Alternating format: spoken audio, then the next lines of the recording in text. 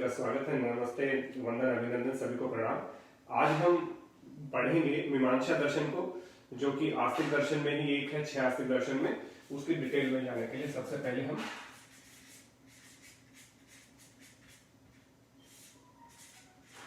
मीमांसा दर्शन, तो सबसे पहले इनके लेखक कौन है उनको हम जान लेते हैं।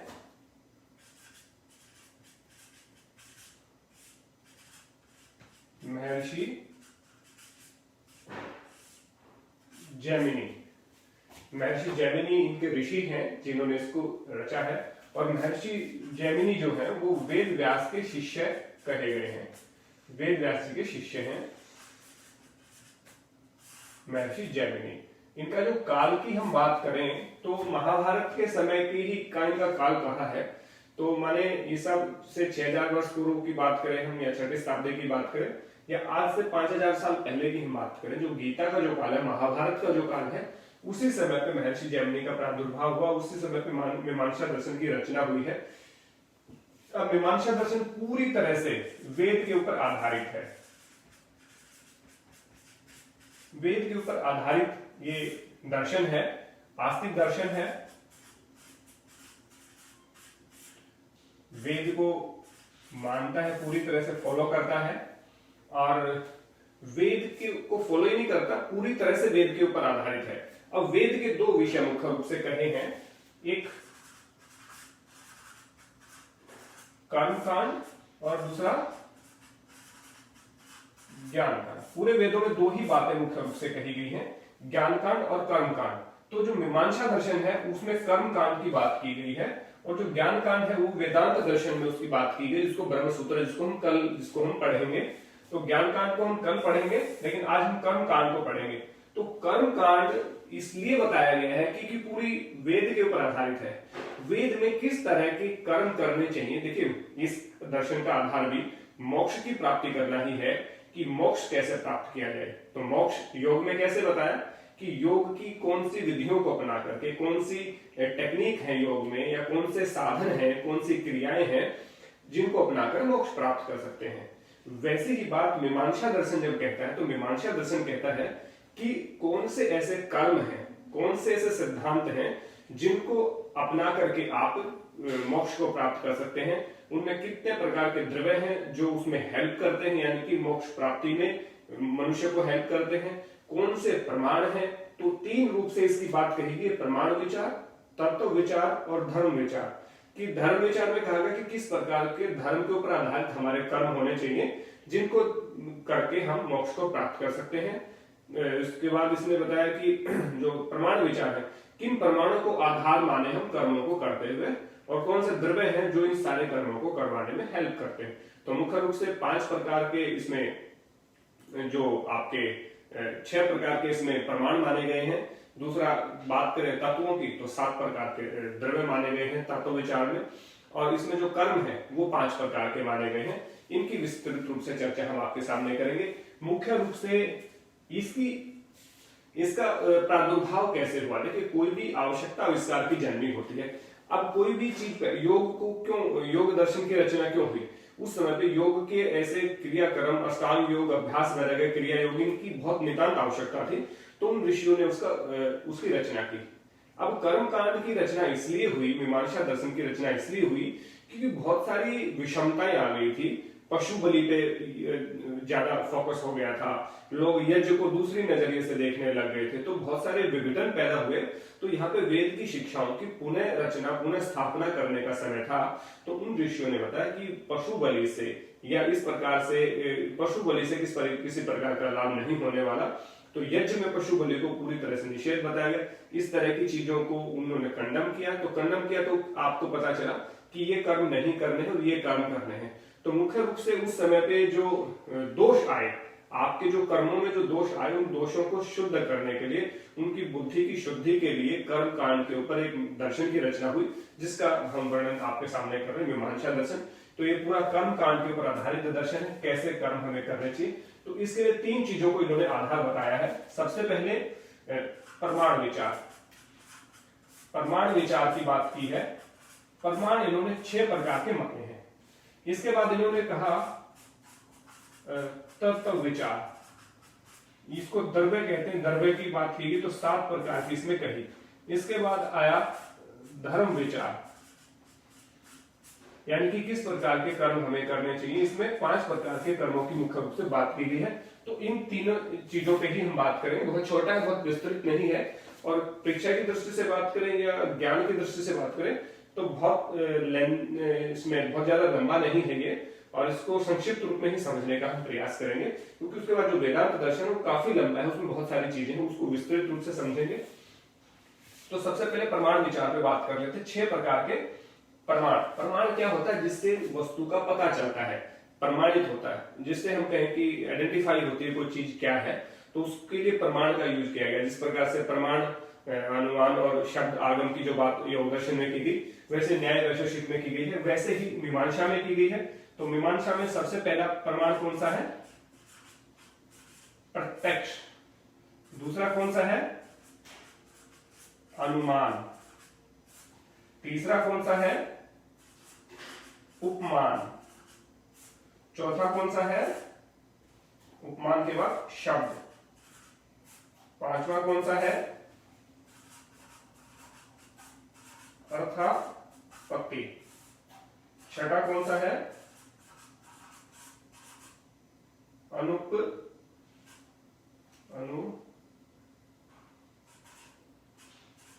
अनुपलब्धि। ये अनुपलब्धि है,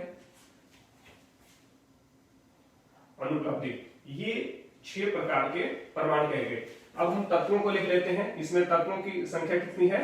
7 बताई। सबसे पहले द्रव्य, फिर गुण, फिर कर्म, फिर सामान्य, फिर 5वां हमारा स्वतंत्रता, 6ठा हमारा शक्ति, और 7वां हमारा सादृश्य। ये 7 हमारे द्रव्य तत्व कहलाते हैं, जिसमें द्रव्य, गुण, कर्म, सामान्य, प्रतंत्रता, शक्ति और सादृश्य। अब धर्म विचार पे बात कर रहे थे। धर्म विचार में मुख्य रूप से कहा है कि किस प्रकार के हमें कर्म करने चाहिए और किस प्रकार के कर्म ही धार्मिक धर्म होते हैं। धर्म का यानी कि कर्तव्य कर्म कौन से होने चाहिए, वो उसमें कहा गया। तो 5 प्रकार के मुख्य रूप से इसमें रखा। सबसे पहले इसमें रखा है नित्य कर्म। दूसरे नंबर पे है नैमित्तिक कर्म। तीसरा है काम्य कर्म, और चौथा है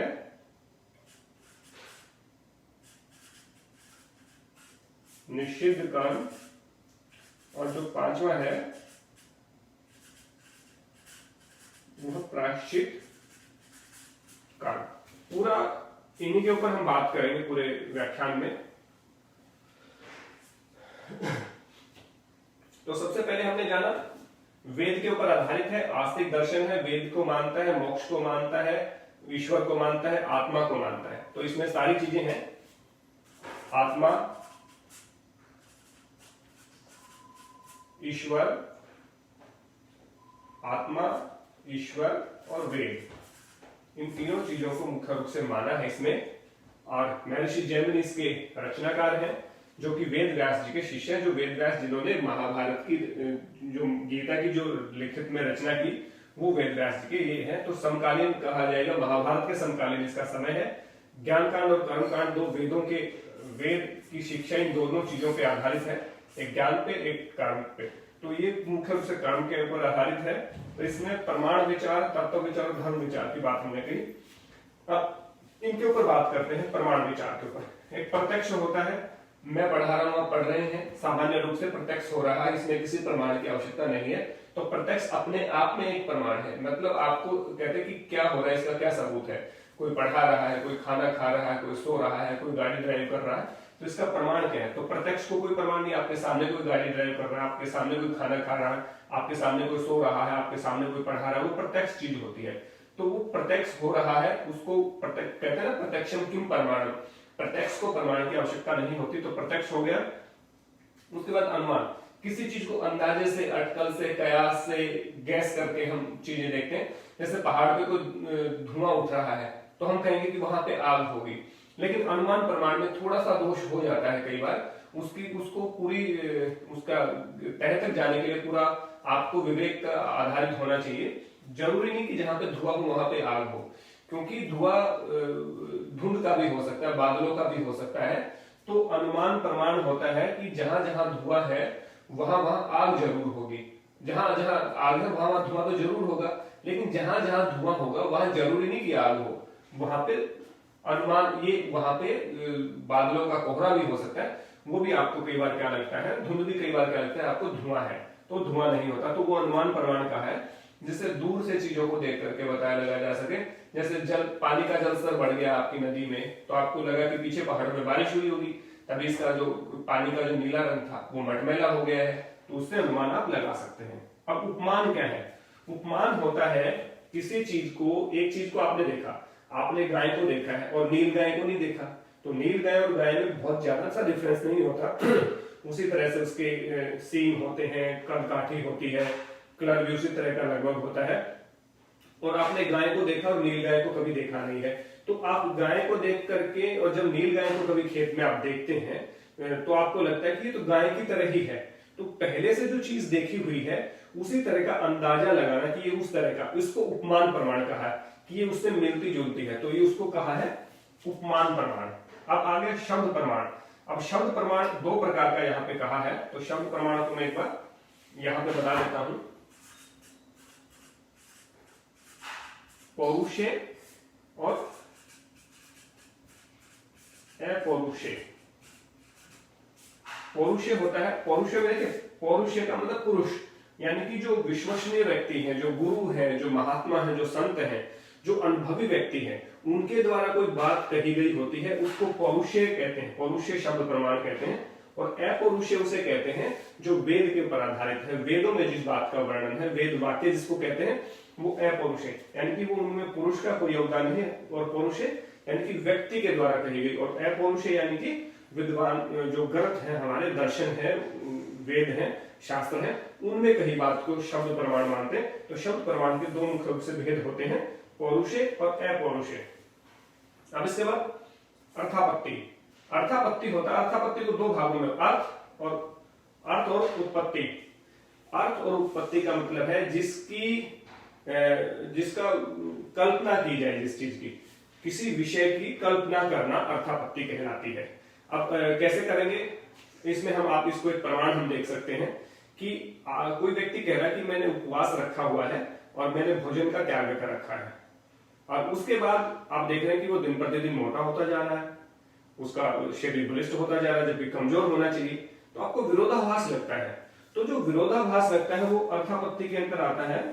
विरोधाभास जब आपको प्रतीत होता है कि सामने वाला ये कह रहा है कि मैंने शराब छोड़ दी है, और उसमें सिम्टम आपको लग रहे हैं कि ये जो सारे सिम्टम हैं तो शराब पीने के हैं, या वो कहे कि मैंने उपवास करना शुरू कर दिया है और उसके बाद भी मोटा हो रहा है, या उसकी एनर्जी बढ़ रही है, या वो और भी एनर्जेटिक हो रहा है, तो कहीं ना कहीं विरोधाभास लगता है। तो ऐसी कल्पना करना कि कहीं ये रात को उठ के तो खाना नहीं खाता, दिन भर तो मेरे साथ रहता है, तो दिन भर तो इसने शराब नहीं पी, दिन भर तो इसने खाना नहीं खाया, दिन भर तो इसने व्यायाम नहीं किया, फिर ये कैसे एनर्जेटिक हो रहा है। तो इस प्रकार का जो विरोधाभास होता है उसकी कल्पना करना, किसी चीज की कल्पना करना, वो सही भी हो सकती है, गलत भी हो सकती है, और जरूरी नहीं रात को उठ के खाए या कोई छुप के कहीं ड्रिंक करके आए, तो उसको हम कहते हैं अर्थापत्ति। अर्थापत्ति भी दो तरह का होता है, एक श्रुत होता है और एक प्रत्यक्ष होता है, यानी कि एक आंखों से हम देख रहे हैं और एक सुन रहे हैं कि ऐसा हो सकता है। तो ये दो प्रमाण इसके कहे अर्थापत्ति के, श्रुत और दृश्य, दो कहे गए हैं। अब इसके बाद अनुपलब्धि।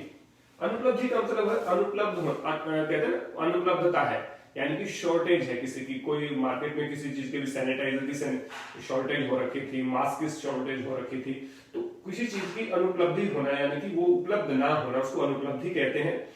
अब इसको हम देखिए, पूरा मेरा ऑफिस है, ऑफिस में सारी चीजें रखी हैं, दो चेयर यहाँ रखी है, अलमीरा रखी है, वहां पे पानी रखा है, कुर्सी पे सारा सीपीयू रखा है, प्रिंटर रखा है, चेयर रखी है, और सामने मेरे कंप्यूटर नहीं रखा है, लैपटॉप नहीं रखा, तो मैं इन सब चीजों को देख करके मुझे क्या लगेगा कि किस चीज की कमी है?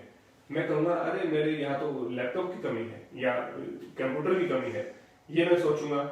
अब इसके बाद यदि कंप्यूटर की, तो फिर मैं कहूंगा अरे सब कुछ चीजें तो प्रिंटर नहीं है यहाँ पे, किसी चीज की अनुपलब्धता, यानी कि आपको लगे इस घर में, जैसे घर में सब कुछ चीजें हैं, टीवी है, सारी चीजें हैं, सोफा है, बेड है, सब कुछ है, लेकिन पीने का पानी नहीं है, बर्तन नहीं है, तो हम कहेंगे अरे पीने का मटका तो है नहीं, पानी तो है नहीं, बाकी सारी चीजें हैं। तो किसी एक चीज की जो कमी होती है वो आपको देख करके लगता है, जैसे आपने सूट बूट डाल के तैयार हुए और आपने धोती पहना, कुर्ता पहना और उसके बाद आपने पगड़ी नहीं पहनी, तो कहेंगे अरे पगड़ी की कमी लग रही है।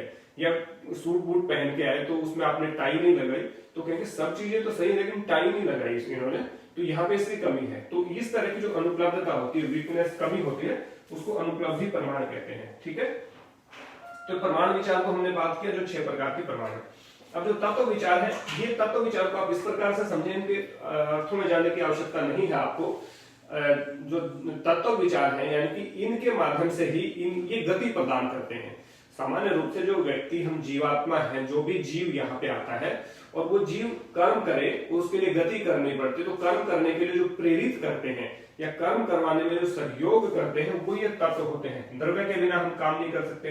गुण, कर्म, सामान्य, स्वतंत्रता, शक्ति, सादृश्य, ये तत्व होते हैं, इन्हीं के माध्यम से हम गति करते, काम करते हैं। मैं पढ़ा रहा हूँ, पढ़ रहे हैं, ये सारी जो चीजें, घटना जो घटित हो रही है, इन तत्वों के कारण ही हो रही है। तो ये 7 तत्व कहें, ये बहुत कोई इंपॉर्टेंट नहीं है, लेकिन आप इनको याद कर लो, इस प्रकार का क्वेश्चन आ सकता है कि मीमांसा में कितने तत्व विचार, तत्वों के ऊपर बात की गई है, तो 7 है। द्रव्य, गुण, कर्म, सामान्य, प्रदंत्रता, शक्ति और सादृश्य। अब इंपॉर्टेंट है धर्म विचार, ये बहुत इंपॉर्टेंट है, इससे पूछा जाता है और बहुत बार पूछा भी गया है। धर्म विचार का मतलब है कि कौन से ऐसे कर्म हैं जिनको करते हुए मुक्ति की प्राप्ति होती है। मैंने धर्म की बात की कि कर्तव्य कर्म क्या है, एक टीचर का कर्तव्य क्या है, एक विद्यार्थी का कर्तव्य क्या है, एक किसान का क्या कर्तव्य है, एक राजनीतिज्ञ का क्या कर्तव्य है, एक सोशल सर्वेंट का क्या कर्तव्य है, इन सब का अपना कर्तव्य होता है। माँ बाप का क्या कर्तव्य है। तो वैसे कर्तव्य करते हुए मोक्ष को प्राप्त करने के लिए कौन से कर्म होने चाहिए, तो इसमें 5 प्रकार के कर्म की बात की। नित्य कर्म, नित्य कर्म क्या होते हैं? सुबह उठते हैं, पवनमुक्तासन करेंगे, पानी पिएंगे, फ्रेश होंगे, नहाएंगे, खाना खाएंगे, भंजन करेंगे, जो भी हम एक्टिविटी करते हैं, योगाभ्यास करेंगे, ये हमारे नित्य कर्म होते हैं। तो इनमें ये डेली रूटीन जो होता है उसको नित्य कर्म कहते हैं, वो तो करने ही होते हैं। उसमें कोई आप अलग चीज नहीं कर रहे, जो खाना बना रहे हैं, खा रहे हैं, बर्तन साफ कर रहे हैं, कपड़े धो रहे हैं, प्रेस कर रहे हैं, ये सब नित्य कर्म में आते हैं। इनके लिए आपको अलग से कोई कर्म नहीं होते हैं, तो नित्य कर्म कहलाते हैं। अब है नैमित्तिक। नैमित्तिक कर्म वो होते हैं जो विशेष आयोजन पे किए जाए। बर्थडे पे कोई सेलिब्रेशन किया जाए, अमावस्या पे कोई सेलिब्रेशन हो, पूर्णिमासी पे कोई हो, यज्ञ करते हैं, या कोई और हम काम करते हैं, कोई विशेष पकवान हम बनाते हैं, स्वतंत्रता दिवस है, 26 जनवरी, जो भी सेलिब्रेट करते हैं, जो विशेष दिन है, त्योहार है, पर्व है, उन पे जो कर्म किए जाते हैं, अलग से कपड़े पहने जाते हैं, अलग से यज्ञ किया जाता है, अलग से उस तरह की चीजें बनाई जाती हैं, वो सब नैमित्तिक कर्म में होते हैं। यानी कि विशेष अवसरों पे किए जाने वाले कर्म को नैमित्तिक कर्म कहते हैं। इसके बाद है काम्य कर्म। काम्य कर्म होते हैं, काम्य से आप समझ लेंगे, काम्य यानी कामना की पूर्ति के लिए, यानी कि विशेष उद्देश्य की पूर्ति के लिए, विशेष प्रयोजन के लिए जो चीजें की जाए, जैसे धन प्राप्ति के लिए किया गया काम, आप नौकरी करते हैं, बिजनेस करते हैं, या पुत्र प्राप्ति के लिए आप शादी करते हैं, पुत्र प्राप्ति कैसे हो, इसके लिए जो कार्य आप करते हैं, वो काम्य कर्म में आते हैं। पद पाने के लिए करते हैं, प्रतिष्ठा पाने के लिए करते हैं, जो एक विशेष उद्देश्य के लिए किया जाता है कि मुझे धन की प्राप्ति चाहिए, मुझे पोस्ट की प्राप्ति चाहिए, मुझे पुत्र चाहिए, मुझे धन दौलत चाहिए, इन सब चीजों के लिए जो काम किए जाते हैं उनको काम्य, यानी कि कामनाओं से जो परिपूर्ण होते हैं, जो इच्छाओं से परिपूर्ण होते हैं, जिनके प्रति हमारा एक उद्देश्य निहित होता है, जिनमें एक लक्ष्य जिनमें हम छुपा के रखते हैं, उन कर्मों को काम्य कर्म कहा जाता है। ये भी हमें करने ही चाहिए, ये इनका अलग महत्व है। अब निषिद्ध कर्म। निषिद्ध कर्म वो कर्म होते हैं जो कभी नहीं करने चाहिए। निषिद्ध कर्म का अर्थ है जो बुरे कर्म है, पाप कर्म है, जिन कर्मों के करने से किसी प्राणी को नुकसान होता है, किसी व्यक्ति को हानि होती है, किसी पशु को हानि होती है, यानी कि जिस कर्म को करने में पाप लगता है, जो किसी व्यक्ति को नुकसान पहुंचाने वाले कर्म हैं उनको पाप कर्म कहा है। यानी कि अहितकारी जो कर्म है, जो नहीं करने चाहिए, जो मानव की भलाई के लिए नहीं है, प्रकृति की भलाई के लिए नहीं है, पर्यावरण की भलाई के लिए नहीं है, उन कर्मों को निषिद्ध कर्म कहा गया, पाप कर्म कहा है, उनको नहीं करना चाहिए। अब प्रायश्चित कर्म आ गया। अब देखिए दोनों को साथ साथ लिखा है, बड़ा अच्छा वर्णन यहाँ पे है। जो निषिद्ध कर्म करते हैं, मान लीजिए पाप कर्म आपने किए, गलती की, कोई गलती से जानबूझ के नहीं, वैसे आपसे गलती होगी, तो उनकी प्रायश्चित के लिए जो काम किए जाए उनको प्रायश्चित कर्म कहते हैं। मान लीजिए आपने बहुत पेड़ काटे हैं, अपने घर बनाने के लिए कुछ किया है, और उसके प्रायश्चित के रूप में बहुत सारे पेड़ पौधे लगा रहे हैं, प्रकृति के लिए इको फ्रेंडली आप जोन बना रहे हैं, ग्रीनरी को बढ़ावा दे रहे हैं, ये सारे प्रायश्चित कर्म में आते हैं कि मैंने बहुत दोहन किया प्रकृति का, तो मैं प्रकृति को कुछ देने का भाव रखता हूं।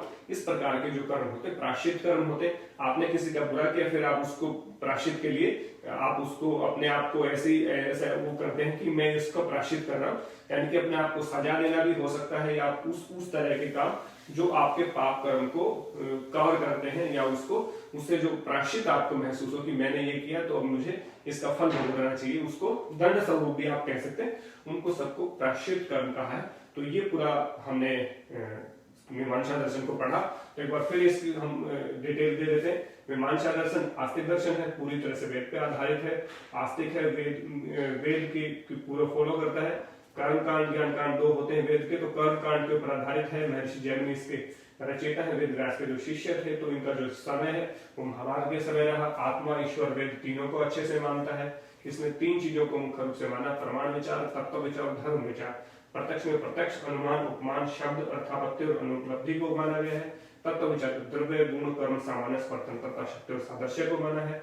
धर्म विचार की किस प्रकार के काम कर रहे थे जिससे मोक्ष की प्राप्ति हो, वो नित्य कर्म, नैमित्तिक कर्म, काम्य कर्म, निषिद्ध कर्म और प्रायश्चित कर्म। तो मोक्ष की अवधारणा इन कर्मों को करते हुए मिलती है, इन तत्वों के सहयोग से मिलती है, और इनका भी सहयोग दिया जाता है। ये हेल्पिंग वर्ब के रूप में प्रयोग होते हैं। अब ये व्याख्यान आपको पसंद आया है, यह व्याख्यान आपको अच्छा लगा तो निश्चित रूप से शेयर करिएगा। और इसके विषय में कोई आपका सवाल है, कोई क्वेश्चन है, कोई अनुभव है, कोई सुझाव है, तो आप दीजिएगा, मैं आपके साथ अब बना रहूंगा, और उसके बाद हम इस चैप्टर को समाप्त करेंगे। तो आप बने रहिए, इसके लिए बहुत बहुत धन्यवाद आपका। और अब आपके मैं सवाल लेता हूँ, तो जो भी चीज छूट रही है वो बता भी दीजिए, पूछ भी लीजिए, जो पता होगा मैं बता दूंगा, जो नहीं पता तो दूसरे साथी बता दीजिए, तो व्याख्यान अच्छा हो जाएगा। इसी के साथ बहुत बहुत धन्यवाद आपका।